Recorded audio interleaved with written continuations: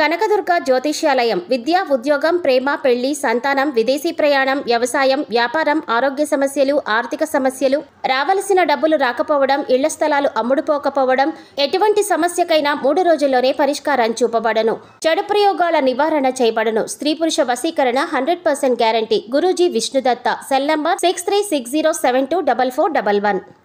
పూర్వజన్మ పుణ్యఫలమే మీనరాశి వారికి ఊహించని రూపంలో సాక్షాత్తు ఆ పరమేశ్వరుడే వీరిని అనుగ్రహించబోతున్నాడు. కేవలం ఒకే ఒక్క అభిషేకం మీనరాశి వారి జీవితాన్నే మార్చేస్తుంది. వీరికి ఉన్నటువంటి దోషాలు, శాపాలు అన్నీ కూడా నశించిపోతాయి. అయితే మీనరాశి వారు చేయవలసిన అభిషేకం ఏమిటి? ఈ అభిషేకం ద్వారా వీరు జీవితంలో ఎటువంటి ఫలితాలని పొందబోతున్నారు?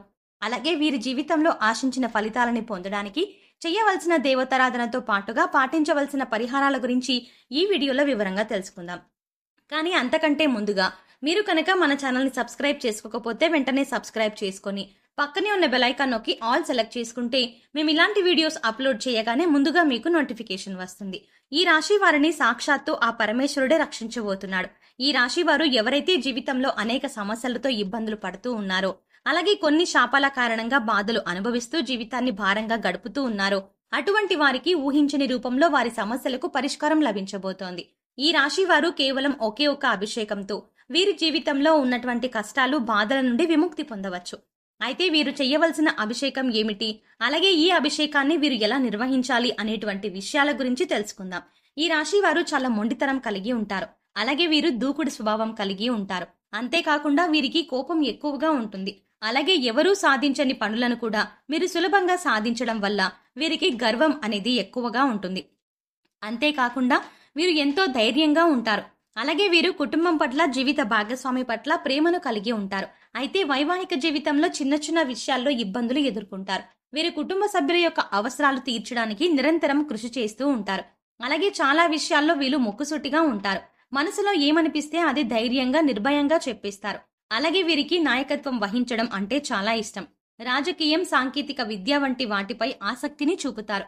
ముఖ్యంగా ఈ రాశి వారు వీరి యొక్క స్వభావం వల్ల కొన్ని సందర్భాల్లో సమస్యలను కొని తెచ్చుకుంటారు.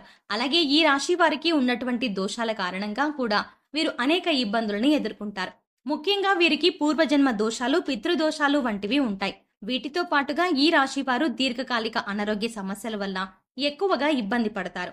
అయితే ఈ రాశిలో ఎవరైతే ఇటువంటి ఇబ్బందులు పడుతూ ఉన్నారో వారందరికీ ఆ పరమేశ్వరుని అనుగ్రహం లభించబోతోంది. కేవలం ఒకే ఒక్క అభిషేకం ద్వారా మీకున్నటువంటి బాధలు, కష్టాలు, శాపాలు, దోషాల నుండి విముక్తి పొందవచ్చు. అభిషేక ప్రియుడు అయినటువంటి ఆ పరమేశ్వరుడు 12 జ్యోతిర్లింగ రూపాల్లో ఈ భూమండలంపై వెలిశాడు. ఈ విధంగా వెలిసినటువంటి 12 జ్యోతిర్లింగాలకు అనేక విధాలుగా అభిషేకాలు నిర్వహిస్తూ ఉంటారు. ఒక్కొక్క అభిషేకానికి ఒక్కొక్క ప్రాధాన్యత ఉంది. అయితే లింగ రూపధారి అయినటువంటి ఆ పరమేశ్వరులకు ఏ విధంగా అభిషేకం చెయ్యాలి, అలాగే అభిషేకం చేయడం ద్వారా ఎటువంటి ఫలితాలని పొందుతామో తెలుసుకుందాం. మనకున్నటువంటి కష్టాల నుండి, బాధల నుండి, దోషాల నుండి విముక్తి పొందాలి అంటే లింగ రూపధారి అయినటువంటి ఆ పరమేశ్వరునికి మనం ఏ విధంగా అభిషేకం చెయ్యాలి, అలాగే ఏ విధంగా అభిషేకం చేయడం ద్వారా ఎటువంటి ఫలితాన్ని పొందుతామో తెలుసుకుందాం. కంచిలో వెలిసినటువంటి ఏకాంబరేశ్వర శివలింగంకు దారాభిషేకం చేస్తారు. ఈ విధంగా చేయడం వల్ల సకల పాపాలు నశిస్తాయి. అలాగే తేజోలింగధారి అయిన ఆ శివునికి రుద్రాభిషేకం అంటే చాలా ఇష్టం. ఈ రుద్రాభిషేకం చేయడం ద్వారా సర్వ సంపదలు చేకూరుతాయి. అలాగే చిదంబరంలోని చిదంబేశ్వరుడికి శతరుద్రాభిషేకం చేస్తారు. ఈ శతరుద్రాభిషేకం వల్ల కుటుంబ అభివృద్ధి జరుగుతుంది. అలాగే శ్రీకాళహస్తిలోని కాళహస్తీశ్వరుడికి ఏకదశ రుద్రాభిషేకం చేస్తారు. ఒరిస్సాలోని కోనార్కులోని సూర్యరూపధారి అయిన శివునికి లఘు రుద్రాభిషేకం చేస్తారు. దీనివల్ల పునర్జన్మ ఉండదని శాస్త్రం చెబుతోంది. అలాగే చంద్రనాథ లింగంకు మహారుద్రాభిషేకం చేస్తారు. అలాగే చంద్రనాథ లింగానికి మహారుద్రాభిషేకం చేస్తారు. దీనివల్ల జ్ఞానాభివృద్ధి జరుగుతుంది. అలాగే కాఠ్మాండు వద్దన త్రినాథ క్షేత్రంలో అతిరుద్రాభిషేకం చేస్తారు. ఈ అభిషేకం వల్ల అఖండ పుణ్యం, ముక్తి చేకూరుతుంది. అలాగే శివలింగానికి ఆవు పాలతో అభిషేకం చేయడం ద్వారా సంతాన ప్రాప్తి కలుగుతుంది. అంతేకాకుండా బిల్వపత్రం ఉంచిన నీటితో అభిషేకం చేయడం ద్వారా ఆయువు, ఆరోగ్యము అభివృద్ధి చెందుతుంది. అలాగే స్వచ్ఛమైన నీటితో అభిషేకం చేయడం వల్ల సకల వర్షాలు కురుస్తాయి. కొబ్బరి నీళ్లు, తేనె, పండ్ల రసం, చెరుకు రసం, నెయ్యి లాంటి వాటితో అభిషేకం చేస్తే సకల పాపాలు నశించి ఆరోగ్యం, ఐశ్వర్యం, వంశాభివృద్ధి జరుగుతుంది. అంతేకాకుండా శివపూజ మహత్యంలో చాలా విశేషమైనటువంటి ఒక అభిషేకాన్ని గురించి వివరించారు. అదే సహస్ర ఘటాభిషేకం. ఈ సహస్ర ఘటాభిషేకంలో 1296 కలశాలతో అద్భుతంగా శివునికి అభిషేకాన్ని నిర్వహిస్తారు. ముందుగా ఈ అభిషేకానికి 1296 కలశాలతో అద్భుతంగా ఘటాభిషేకంలో భాగంగా శివునికి అభిషేకాన్ని నిర్వహిస్తారు. ముందుగా ఈ అభిషేకానికి 1296 కలశాలను సిద్ధం చేసుకుంటారు. తరువాత వాటిని శుద్ధి చేసి వాటికి విభూదిని రాసి బొట్లు పెట్టి తర్వాత అష్టగంధం, సుగంధ ద్రవ్యాలు అలాగే పంచామృతాలు అన్నింటినీ కలిపి అభిషేక జలాలను సిద్ధం చేసుకుంటారు. ముందుగా సిద్ధం చేసుకున్న ఘటాలన్నిటికీ ధూపాన్ని వేస్తారు. తర్వాత వాటన్నింటినీ ఒక క్రమ పద్ధతిలో ఉంచి తయారు చేసినటువంటి అభిషేక జలాన్ని ఆ కలశాల్లో నింపి పూజా కార్యక్రమం నిర్వహిస్తారు. ఆ తర్వాత ఆ 1296 కలశాలతో లింగరూపధారి అయిన ఆ పరమేశ్వరునికి అభిషేకం చేస్తారు. ఈ విధంగా అభిషేకం చేయడం వల్ల పూర్వజన్మ దోషాలు, సర్పదోషాలు, పితృదోషాలు వంటివన్నీ కూడా తొలగిపోతాయి. అయితే అందరూ ఈ సహస్ర ఘటాభిషేకాన్ని నిర్వహించలేరు. ఎందుకంటే వారి వారి ఆర్థిక ఇబ్బందులు, అలాగే వారి యొక్క జీవన శైలి, అలాగే ఇతర సమస్యల వల్ల అందరూ కూడా ఈ అభిషేకాన్ని నిర్వహించాలంటే సాధ్యం కాదు. కాబట్టి ఈ రాశి వారికి కేవలం ఒకే ఒక్క అభిషేకంతో ఆ పరమేశ్వరుడి యొక్క అనుగ్రహం ఏ విధంగా పొందాలో తెలుసుకుందాం. ఈ రాశి వారు కేవలం ఒకే ఒక్క అభిషేకం చేయడం వల్ల వారికి ఉన్నటువంటి కష్టాలు, దోషాలు, శాపాల నుండి విముక్తి పొందవచ్చు.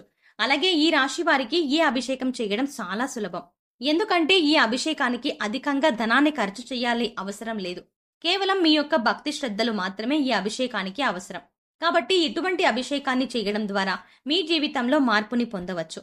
అయితే ఈ రాశి వారు పాటించవలసిన అభిషేక విధానం గురించి తెలుసుకుందాం. ముందుగా శ్రేష్టమైనటువంటి పుట్టమట్టిని తీసుకోండి. ఆ తరువాత శ్రీగంధం చెక్కను తీసుకొని దాన్ని నూరి గంధాన్ని తీయండి. తరువాత ముందుగా తీసుకున్నటువంటి పుట్టమట్టిలో ఈ గంధం కలపండి. ఈ విధంగా కలిపి ఆ పుట్టమట్టితో ఒక శివలింగాకృతిని తయారు చేయండి.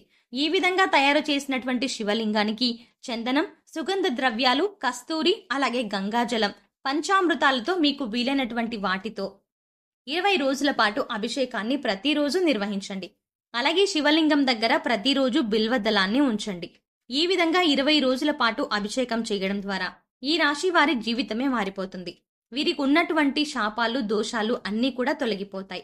అంతేకాకుండా ఈ విధంగా తయారు చేసినటువంటి శివలింగాన్ని గుండెల దగ్గరగా పెట్టుకొని ఓం నమః శివాయ, ఓం నమః శివాయ అని 108 సార్లు జపించడం ద్వారా వీరుకున్నటువంటి అనారోగ్య సమస్యలన్నీ కూడా తీరిపోతాయి. అలాగే ఈ రాశి వారి జీవితంలో ఆశించిన ఫలితాలను పొందడానికి పాటించవలసిన పరిహారం గురించి తెలుసుకుందాం. ఈ రాశి వారు సూర్యుని అనుగ్రహం కొరకు సూర్యబీజ మంత్రాన్ని ప్రతినిత్యం జపించాలి. అలాగే వీధి సునకాలకు ఆహారం అందివ్వాలి. నలుపు, తెలుపు రంగులో ఉన్న కంబలిని దానం చేయాలి. ఉలువలతో చేసిన ఆహార పదార్థాలు పేదలకు పంచాలి. ఉలువలను నీటిలో నానబెట్టి గోవులకు తినిపించాలి. అలాగే మంగళవారం నాడు ఉపవాస నియమాన్ని పాటించడం, సుబ్రహ్మణ్య స్వామి దర్శనాన్ని చేసుకోవడం శుభ ఫలితాన్ని ఇస్తుంది. సో చూసారు కదండి, కేవలం ఒకే ఒక్క అభిషేకం ఈ రాశి వారి జీవితాన్ని ఏ విధంగా మార్చేస్తుంది, అలాగే ఈ అభిషేకం ద్వారా వీరికి ఉన్నటువంటి శాపాలు, దోషాలు ఏ విధంగా నశించిపోతాయి వంటి విషయాల గురించి ఈ వీడియోలో వివరంగా తెలుసుకున్నాం కదా.